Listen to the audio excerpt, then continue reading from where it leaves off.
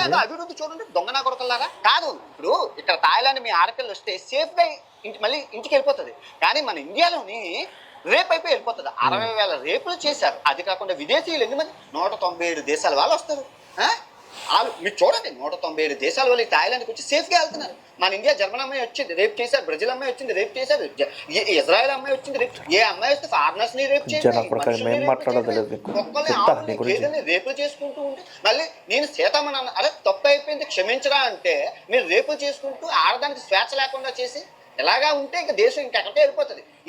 ఈ థాయిలాండ్ యొక్క per capital income, GDP ఎదుగుదల చూడండి ప్రతి సంవత్సరం. అందుకే ఒకసారి థాయిలాండ్ వచ్చి సావండి, మీకు అర్థమవుతుంది దేశం అంటే ఏంటో, శుభ్రం అంటే ఏంటో అన్ని మీకు అర్థమవుతాయి. నువ్వు ఇంకా అదే అటుకొని పిసుకున్నావు అనుకో. ఎవరినైతే ఫాలో అవుతున్నారో మనల్ని తిడుతున్నాడు, మనం ఫాలో అయ్యాం కదా అన్ని. వాడికి 6 కోట్ల రూపాయలు డబ్బులు ఇచ్చాను కదా, నెలకు 10 లక్షలు డబ్బులు ఇస్తాను కదా మనం. అలాగే ఒకటి పెడతావు, నేను రోజుకు 5 వీడియోలు చేస్తాను, 10 రోజులు చేస్తాను, 100 రోజులు చేస్తాను, నేను సంవత్సరం అంతా చేస్తాను. ఇది తెల్లార్లు ఏదో చెప్తున్నాడు విన్నావు, చేస్తూనే ఉంటాను. వీడు తెల్లారే చేస్తాడు. ఎందుకంటే ఇప్పుడు 6 కోట్లు కదా 12 కోట్లు అయితే. ఎందుకంటే బుద్ధి సిగ్గు లేని హిందువులు ఉన్నారు కదా ఇండియాలో.